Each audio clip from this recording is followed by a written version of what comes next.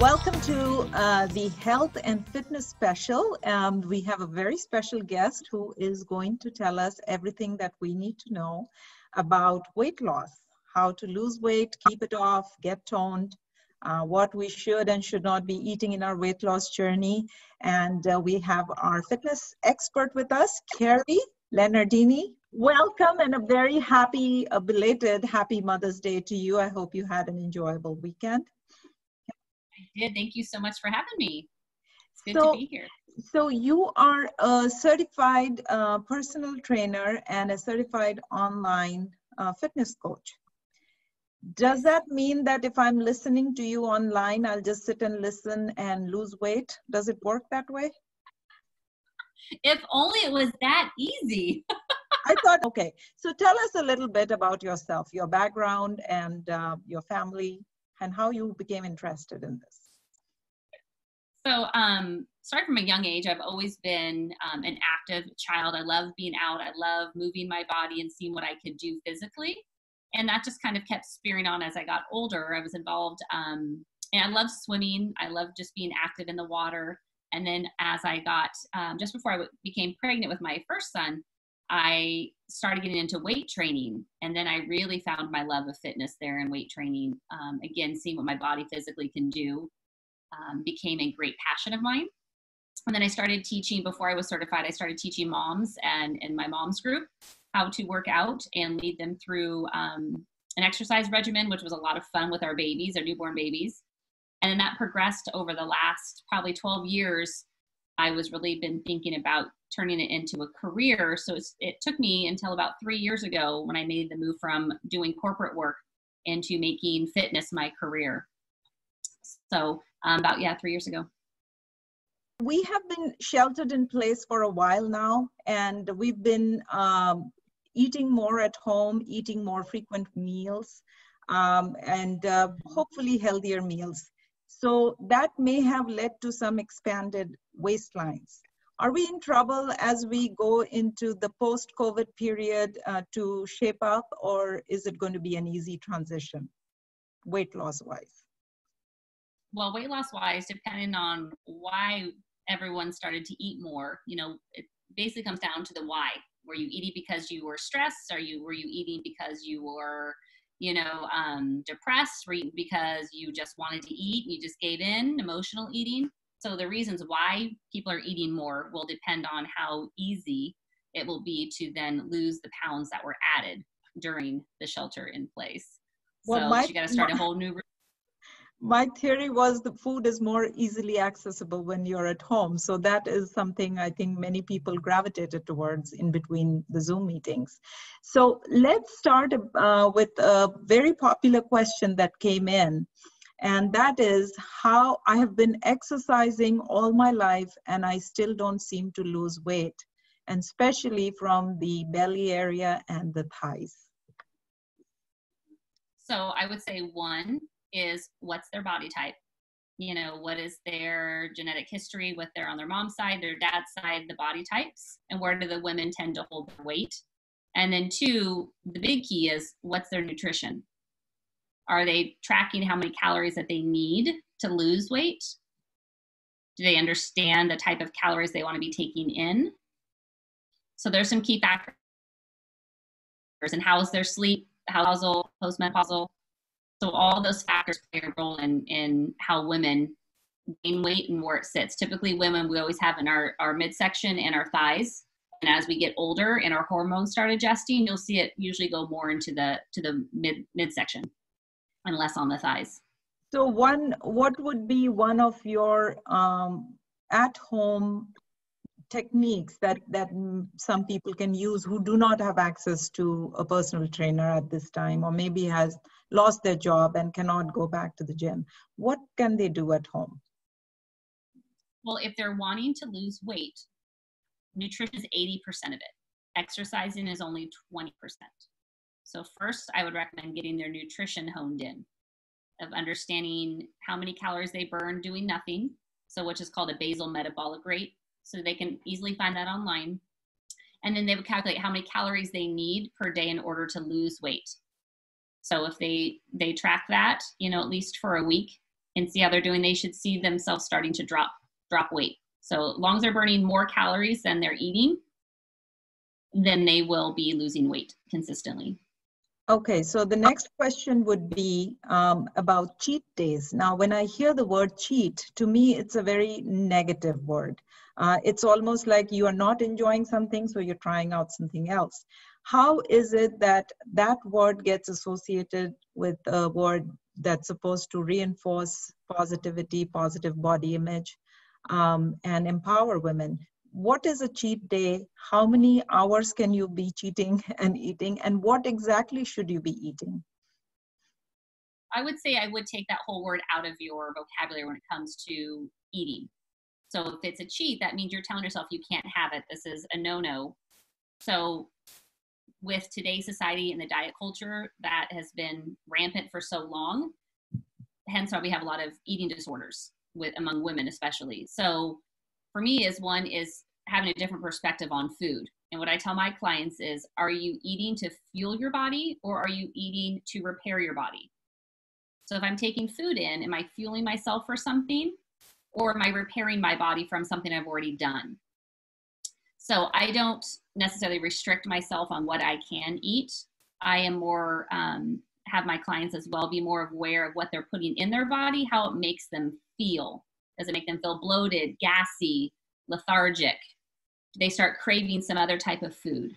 So cheat days is, I wouldn't even say that. So if you have a meal that you want to have, understanding how many calories are in that meal or what your macronutrients are in that meal will help you gauge if you're still on track to hit your goal.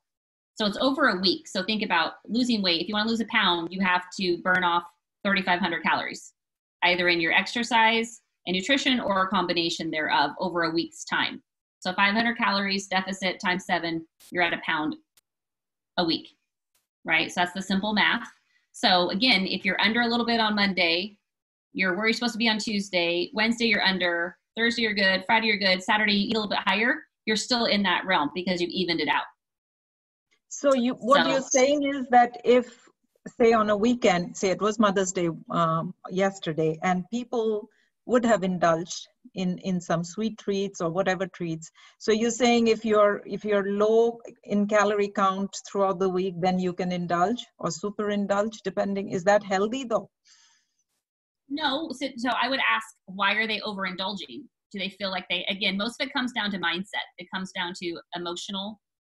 So it's, why do you think that you have to have all of it? Do you really want it?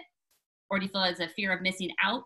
So it usually comes down to something deeper than just wanting to shove a whole bunch of chocolate in your face. So another big key is if it's the sweets, typically it's because there is a sugar addiction. Yeah, that would be me. I have a sweet tooth, so that was a personal question that slipped in there. That if you are indulging, how much can you indulge safely? But you said keep that 3,500 number in mind and work around that for the week. Well, you want to do that, and you want to, again, know how many calories that you need to take in each day to be in a deficit. So if you know how many you need to be a day, and if you're under and you want to have a little extra of something because you want it, then have it. Okay. And again, being mindful though of sugar is an inflammatory. So inflammation in the body can add more density to the body, so it might look like you weigh more on the scale as well. So going with that question is protein shakes. Are they good for me, and how do I select the right kind of protein shake for my body type? So I am not a huge advocate for protein shakes. I recommend them if you are in a pinch and you're unable to get the amount of protein you need from food sources, then have a protein shake so you can get in the nutrients that your body needs. Because when you're trying to lose weight, you really want to try to keep as much muscle mass as you can, because that's your fat burner, the muscle. So if you're losing weight, you might lose your muscle if you're not taking in enough protein. Protein helps with the muscle repair. So watching for the ingredients on protein to make sure it's plant-based if you are able to, without any additive ingredients that are harmful. So there's a few on the market that you can get, and you're looking for something that has at least 20 grams of protein per serving. When you say plant-based, what should be the first word or first few words that people should be looking for in the ingredients? The type of protein it is, like whey protein, pea protein. Okay. And that then would watch for added sugar. But that would also, as a personal trainer, you would recommend getting a consultation, or can people just go and buy it from the market? No, they can go and buy it, but again, I would just be aware of what they're getting. I personally don't use protein mixes. If I have to get anything, I do like pure protein. Costco sells it. It's in a little pre-made container, and it's about 30 grams of protein per container, and it's low in calories. And it's fairly good on the ingredients, so you're not adding a lot of chemicals to your body. Okay.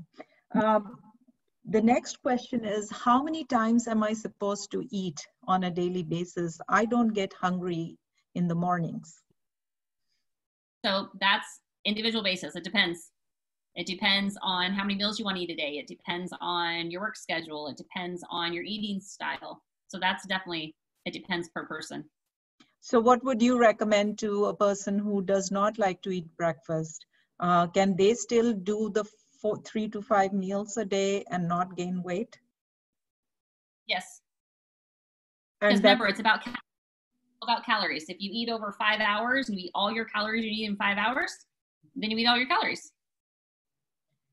What would be, and it is related to this question, what would be the best way for me to track my weight loss goals if I do not like to get on the scale and I still like to eat? So one I would suggest is understanding your calorie amount and what portions look like. So portions, so I find it's easier to track your macronutrients, which are your proteins, your carbs, and your fats. So understand how many of those per serving you need per day. And then you can easily print out a little tracker, have it on your phone. And so you know where you're at. So when you go to eat your next meal, you know if you need to add in some more carbohydrates or add in some more protein to make sure you hit your calorie goal for the day. So the question again is related to food intake, but this is from an ethnic background. So I'm assuming this is Asian American, Southeast Asian American lifestyle. The food consumption is very different than what the Western world knows. How would they be able to balance their meal out based on a protein diet, which is a plant protein, not animal protein? Yeah, so there's different protein types. You know, there's tofu, there's soy, tempeh. They can use lentils, beans. So, but within that, if it's all plant-based, a lot of the plant-based protein is also a carbohydrate. So they need to be mindful of what they're taking in, because carbohydrates, when they're not used, store as fat. On an average, how much would the consumption be, say, on, I don't know if it's daily or on a weekly basis, how much should an average person consume carbohydrates, proteins? And the biggest question was fat. Do I need to consume fat every day? Yes, fat is for your brain health. So again, it's going to depend on if it's a healthy individual that wants to lose maybe 10 to 20 pounds. Typically, you're going to eat about 30 to 35% of your intake is going to be protein. And you're going to split up the difference between fat and carbohydrates. Okay, and then the other question was, and I think you already mentioned that it is a lot of it is food and a little bit of exercise. How much should I be exercising every day? Well, it's recommended, you know, by the American Council of Society to have at least 10,000 steps a day. So right, for your cardiovascular health, trying to move your body more than you're sitting. So the goal is 10,000 steps a day for your heart health. And then in regards for, especially again for women, when as we age, we tend to lose some bone mass, and to help with that, strength training.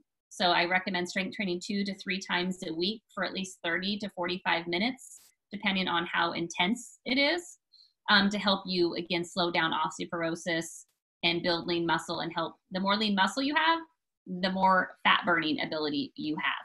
So if you're wanting to lose weight, add in strength training. And how many minutes of strength training are you recommending on an average? About 30 minutes if you do it right. So the days you're doing strength training, you don't have to do cardio, or do you mix in cardio with strength training? You should have, again, your 10,000 steps a day. So whether that's your walking, running, other forms of cardio, I would definitely recommend at least getting 20 to 30 minutes of your cardio in a day as well through movement. Okay, so I'm glad you mentioned about running. People have allergies and they cannot go out. Investing in a treadmill is not an option. What can such people do? How can they stay healthy? Oh, there's tens of thousands of exercises on YouTube that they can get for free. All they have to do is search for cardio, body weight, any key searches, and they'll find plenty of workouts that they can do. The next question is, how much water should I be drinking? I feel bloated after drinking water. Is that necessary? So again, your body is made up majority of water. So you need to be able to consume that water. It's recommended to try to drink up to half of your body weight in fluid ounces a day. Yes. So if you're feeling bloated, that could be some other underlying issue, not from water. So they should get it medically checked before they, or self-diagnosing is not a good thing. They feel bloated. Again, is it throughout the day? Is it only when they drink water? Is it maybe they had a certain food and then drink a lot of water? So it could be something else. Okay. Now, say a person has lost weight, has achieved their desired weight loss number, but there is a lot of skin that's sagging, and now they want to tone up. What would be a good way for them to start, and how can they do a consistent form of exercising and toning routine to maintain that? So I would say if this is a person who's lost weight, and from losing that weight probably fairly quickly, their skin, if they're talking about like saggy skin, not just where they don't feel tone, but it's saggy skin, you can't fix saggy skin. That's just your elastin in your skin. As we get older, we lose it, right? But you can still build muscle and maybe not have it look as much. But no, saggy skin is going to be different than just not toned, meaning no muscle definition. So if you've lost the fat and the weight and you want to tone up, doing strength training at least 2 to 3 times a week, body weight, and then building up to have some resistance with that, like dumbbells or exercise bands is another great option, and it's very inexpensive to purchase those. And you can do many routines that you can work the full bodies to make sure you're building the lean muscle in all your major muscle groups. So when you talk about the major muscle groups, are you talking about doing it on the same day, all of it, or alternating them on different days? Which will give the best results? So if you think about it, it's all about how much load you're putting on the muscle, or how long it's under tension. So if they're only doing it 2 or 3 times a week, I would say they're going to alternate days and do the full body every time. And that way there's being done. Can you, when you're saying full body, can they do a full body weight training and not have to do any cardio? Is that something you suggest, or they should still include? So yes, no, you can do cardio and strength training almost simultaneously within your training routine. So there's different types of training modalities that you can do with strength training that is going to elevate your heart rate. And so you're doing the cardiovascular benefit while also doing the strength benefit. And I find that's the best way to do it. Now, for most people who are middle-aged and beyond, the knees are hurting, the low back is hurting, hips are probably not in the best shape. What are some exercise routines they can do and still get the benefits of exercise? I do have some women I work with that are in the aging population. So a lot of it is working on functional movements and then doing non-weight bearing muscle engagement to allow them to contract the muscle and still build strength within that muscle and help, again, strengthening the hips The knees, is helping strengthen the quadriceps or your thighs, the back of your thighs, your hamstrings, and your glutes or your bottom. Those are going to help keep the hips and knees strong. So could you elaborate for those of the viewers or whoever, they don't understand what functional movement is? What are some examples in your daily life? So sitting and standing, that's a functional movement. So that's a squat motion. So doing squats, doing lunges, because again, you're going to bend down and pick something up. You're going into a lunge, or you're bending from the hips down. That's a hinge. So hip hinges, sit to stand is a functional movement. Reaching overhead and stepping, anything you do in life, getting in and out of your car, sitting in a chair, bending over to pick something up, pulling something, pushing something. Those are all functional movements, and you can do that within an exercise routine. So you engage. Some people say that they have big bones. Is that an existing term, or is that something that was coined to That's bring the body type? There's Ectomorph, Endomorph, and Mesomorph. So Mesomorph is more of like the bigger, blockier frame. Okay, so if you say you're big boned, you're in that line of having a mesomorphic body type. Okay, so bigger, more blocky shape.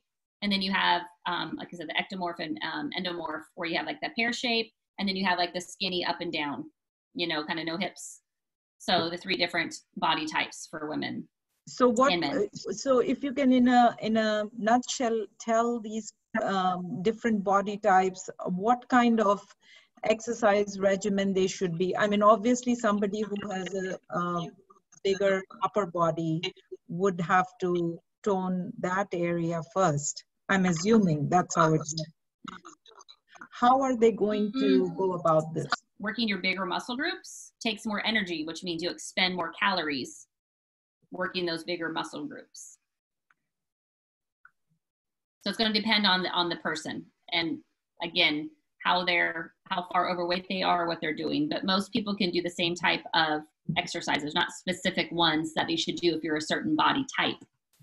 So for women who are working longer hours, how do they benefit from, I mean, I know you're an online coach. Is that something they can benefit from? But if they don't have the funds for that, what would they do if they don't even have time to work out? Well, one, I would say everybody has time to work out. I would say that they need to ask themselves, how important is their health? Are they ready to invest in themselves and put themselves first? And if so, where can they put 20 to 30 minutes in their schedule to do something for themselves? And that can be broken up throughout the day. So anything's possible. It all depends on where we put our value. So if we don't value our health, then no, we won't make the time. If we value going out to dinner, we make time to go out to dinner. If we value having a fancy car, we're going to save money to buy our fancy car. If we value a home, we're going to, so wherever we put that value, we make it a priority. So in your experience, you've done this for over 12 years now. What is the biggest challenge you see for men and women? Is it making time, or is it the commitment, or is it health? I mean, it could be a whole lot of things, but what is the biggest challenge and how do they overcome that? So over the years, I work exclusively with women, moms. So within this demographic, the key factors are motivation, energy, guilt, and time. So the biggest key factors of what's the obstacles from putting themselves first and working on their health and fitness. So I work with them in that to give them tangible steps that they can take that don't take a lot of time necessarily, that allow them to put habits in place that build upon one another, that compound, and allow them to get to their goals. And you mentioned guilt. Is this guilt for taking time out for themselves? Yes. And that's as moms, we put ourselves on the back burner. We are busy raising our kids. We have a husband, dealing with, running the home, working potentially as well outside the home. We tend to put ourselves last because we see all the other needs. And so it's deciding to take the time now to invest back in ourselves so we can be even better at what we do. So summing up what you're saying is, and I'm going to let you give us some more insights into weight loss and how diet factors in. You are saying it's a combination of diet, exercise, and mindset.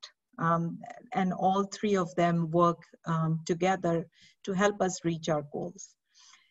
Explain to us, in a person's life, there are many things that go on. There is family, there are illnesses, job, stresses.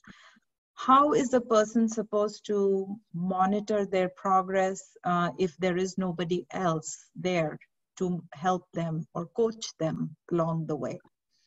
How can they self-motivate is what I'm looking for. I would say having a long-term goal and then a short-term goal. And that short-term goal is something they would set that's tangible, that they can see progress, right? So if they see this milestone hit after a certain time, then they're more inclined to be motivated to keep moving and set a new milestone until they get to that final goal. So having a milestone that is achievable within a short amount of time, say 30 days, and then having their major goal, say over the next 6 months to year. Number two, I would say tracking their progress weekly. So couple key areas is they can measure their waist and hips and get a waist hip ratio. And they would do that weekly and see if that's changing, along with also the scale. So the scale is only for tracking purposes because there's many other factors for women in weight loss. And then keeping track of that. And they're also going to track their calorie intake. So by taking accountability for themselves and tracking, for those who like to check mark boxes, it's a great way to keep them on track and to be motivated to keep practicing the habits that are going to help. How about the high intensity interval training? This is a question that came in. How many times a week should we be doing this? So yeah, the HIIT workouts. Yeah. So now HIIT can be a couple different things. High intensity just means you're working hard for that short period of time, and there's small rests. So you're trying to keep your heart rate up. So that's called anaerobic. Okay. So you're shooting that heart rate up and you're trying to keep it high, and you get a slight recovery and shoot it back up again. So that's going to help improve a lot of different areas in your body, but it's also going to give you a bigger calorie burn over the whole day. So just because they're high intensity doesn't mean they're high impact. So if you enjoy those types of workouts, I would say do them. Depending on the age, I might give them modifications because you need to know where a safe place is to get your heart rate up. Second to that is if you are new to exercise, you have less than 6 months under your belt of working out consistently, I do not recommend you starting with HIIT workouts. You're liable to injure yourself, and then that's going to put you back. That's something you need to gradually add to your fitness regimen after you've established a baseline. And would they need coaching for that? Can they do it at home? You can do everything I do at home. You can do everything at home. You don't need to go to a gym. That's preference. Okay, so any other thoughts, and these were the questions that came in from residents, but any other thoughts, any other questions that you feel are important to address in attaining weight loss goals, including for new moms? I mean, what would their challenges be? Well, again, you know, it all comes out, any mom, I mean, it comes down to, again, you know, the time, the energy, the motivation, the guilt, you know, being able to overcome those obstacles. But what I've seen a lot with my clients that comes up is, what should I eat? What should I not eat? Should I try this diet? Should I try this one? And it's encouraging women and moms to move away from the diet trend into a lifestyle. Because a diet, I mean, I'm not sure how many women that are on this right now have tried a diet. Who's gained the weight back? Who's kept up with that diet? Most women do not. They want a quick fix, and then they move on and they gain the weight back and do another quick fix, gain the weight back, and it's that yo-yo. So that's very detrimental to your body and your metabolism. So I would encourage women to find an eating style that they like with the foods that they enjoy, and eat them. Pay attention to how they affect their bodies and eliminate, if they need to eliminate certain foods because they affect them negatively, their body or their mindset. And move into realizing this is a journey. We're in a marathon. We're not in sprints. So quick fixes don't work. The latest, ab machine out there, so you can get a 6-pack ab in 30 days is not going to happen. So it's just realizing that it takes time. It's a journey. It takes time. But if you follow the steps to lose the weight, you're going to be able to maintain and keep it off if you keep practicing the habits daily to keep you there. It's funny, you just talked about the abs, and a question came in about belly fat that I can't seem to reduce. Everywhere else it's toned down, but my belly fat doesn't go away. What am I doing wrong? So that actually is, yeah, I just completed a 5-day free training on my Facebook page about women and belly fat. So that's a great thing. They can go friend me on Facebook, and then I can send them that 5-day free training on that. It definitely goes over what you may be doing that's hindering you and what you can do. So a lot of it, again, is going to come down to nutrition, hydration, sleep, hormones. And so that information will be available if they are on Facebook connected to you. Yes, so if they're on Facebook, a friend request, and then I can go ahead and send them the 5 days of training. Okay, and we can put that information in the video presentation at the end where all that information will be available. Fried foods, I know we talked about fats. You didn't tell us how much fat is good on a daily basis. Some people enjoy, including I mean, we enjoy fried foods from time to time. How much is good? How much is not good if you are trying to enjoy? Yeah. Limiting your fried foods for sure, because when you have fried foods, you're basically taking most, if not all, of the nutritional value of that food out. So you're not getting any micronutrients necessarily because you're frying it out. So, and you're just getting fat. So when you're losing weight, yes, your fat is going to be more restricted because fat is fat. Your body does need fat for survival. But having too much of it, yes, can lead to weight gain.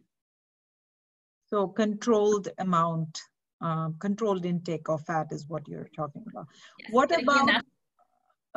about alcohol? That's a question that was in the previous person's question. Alcohol and sweet tea, iced tea. So it's going to come down to the person and how they typically eat throughout their days and weeks. Do they typically consume alcohol all the time? Are they at the weight they want to be? If they're not, they probably want to reduce their consumption, right? So most alcohol is going to be carbohydrates. So if you're taking in, you don't know how much you're drinking and how much carbs that is, you could be drinking 3 or 4 servings of carbs and you only have 2 servings left for the whole day. So now you're overeating because you're drinking your calories, right? So again, it all comes down to that basic: track what you're drinking and eating. It all counts, every lick. So unless you're drinking water, in that case, you don't have to count. You're only making sure you drink enough water. Yes, but no. Can you have alcohol? Yes, you can have alcohol. So from a nutritional standpoint, it's a carb. Most of it's carbs. It's a carbohydrate. So if you factor that into what you're eating, and then again on the health side, obviously too much alcohol can lead to different diseases. So, and it's also an inflammatory. So when you keep eating or drinking things that cause inflammation in the body, your body can have chronic inflammation, which leads to joint issues. It can lead to heart issues. It can lead to weight gain, belly fat, the visceral fat, the not healthy fat. So there is no such thing as drinking too much water. You can just drink as much as you want freely, as long as it's not the sugared flavored water. It's correct. Regular. If you drink, and if you're drinking water, you did mention something where someone mentioned that they feel bloated after drinking water. Yeah. So are they drinking regular water or are they drinking carbonated water? I have no idea, but the question was they feel bloated, so they want to not drink as much. That would be my question is it carbonated water? If it's carbonated water, you're putting more air into your body, which is going to expand your abdominal cavity and make you feel bloated. So if it's just regular water, not the carbonated water or fizzy water, then it shouldn't make you feel bloated. It shouldn't. Okay. So thank you for answering these questions. Anything else that you want to cover, Carrie? And then I'm going to unmute our participants in case they have any questions for you. I think that's good. Like I said, if they want some more information about the belly fat, especially, there's the 5-day free training. So if they want to send me a friend request on Facebook, I can approve it and then send them that on there. And if they're interested in learning more or are wanting to have a coach to guide them through, then I do have a 6-week Fit and Strong Mom program that's available that I can share with them. Okay, but the belly, reducing belly fat and that coaching thing is available for free for anyone to access once they friend you on Facebook. So I've unmuted the participants. If you have any questions, feel free to ask Carrie and she will answer them. And thank you, Carrie. Yes, for sure. Hi, Carrie. This is Lakshmi from San Ramon. It was nice hearing you about so many tips on the training and the diet. Actually, I know you mentioned that the protein drink is not, you're not in favor of that. But as a vegetarian, how do you think we can get on good enough protein per day or per daily consumption? Yeah, so again, a lot of, different, the fruits and vegetables, the lentils are other options, again, to get your protein in. There's also collagen peptides. If you do collagen, actually that's from cows, so you guys don't do that if you're vegetarian. So lentils, for sure, having the lentils, the beans, and the other vegetables that are higher in protein content to keep it up. And if you do need to have the protein shakes, you can get ones, make sure that they are vegetarian based. Just watch the ingredients. You don't want any fake dyes in there or excess sugar, because sugar is just going to lead to, again, weight gain. Is there anything called eating too much protein? I mean, I know there's weight loss associated to eating a lot of protein. Now, if you're doing the protein shake and then eating extra protein, will that help you lose weight faster? So the protein helps you stay fuller. Okay, so it's going to help you with the feelings of being hungry. It's going to keep you satiated when you're eating the protein. And again, if you're doing the weight training on top of it, it's going to help your muscles repair so it can grow that lean muscle. So when you work out, you're breaking down the muscle fibers. And when you eat, you're repairing it so your body can build more lean muscle. So when you don't have enough protein, your body can't repair, so you don't build that lean muscle. So you don't want to do the work and not get the benefit from it. So protein is very important. Most people, especially women, do not eat enough protein. Unless you're a bodybuilder, professional weightlifter, most women don't take in enough protein. But when you start increasing it where you need it, you're going to start seeing that body composition change. So which means the fat going down and the muscle tone showing. How much should an average woman, say a woman who weighs about 135 pounds, how much protein should he or it should be separate for men, I'm assuming, men and women, how much should they be consuming? Provided medical conditions are okay. They're healthy individuals without any dietary restrictions. I would say between 4 to 5 servings of protein, which is, a protein is 20 grams per serving. So between 80 to 100 grams of protein a day, roughly. That's a lot. That's, I don't think. Yeah, so basically your hand is your measuring guide. So palm size, 4 to 5 palm size for protein, roughly. And that's for men too? Men also get, eat? Around there, probably higher for men. I don't work with men. Okay. Any other questions from our participants? Anything else? Well, looks like we answered all the questions. Carrie, I cannot thank you enough. Do you have any last words of wisdom to share with all of us as we still continue part-time sheltering in place? Yes, I would highly encourage you, before you start eating, ask yourself if you're actually hungry before you start just eating food. So I know food's nearby, so just ask yourself if you're actually hungry. Is it time for lunch or dinner or a snack? Or if you're just mindlessly eating food. And that's going to help you right there reduce your calories so you can start slowly reducing some of that weight if you've gained it during the shelter in place. And then get your body moving. Just get up and move, whether it's up and down your stairs or in your backyard or taking a walk. Just get your body up and move more than you sit down. It's going to make a huge difference. Well, and then at the end of it, if you still need motivation, you can always reach out to Carrie, and she'll be more than happy to help you with that. Thank you so much for joining us, Carrie. I really appreciate all this information. I'm sure our viewers appreciated it. And hopefully we'll get the San Ramon Valley, the Tri-Valley healthier through this effort. Thank you. Sounds good. Yeah, thank you for having me. Okay, bye-bye.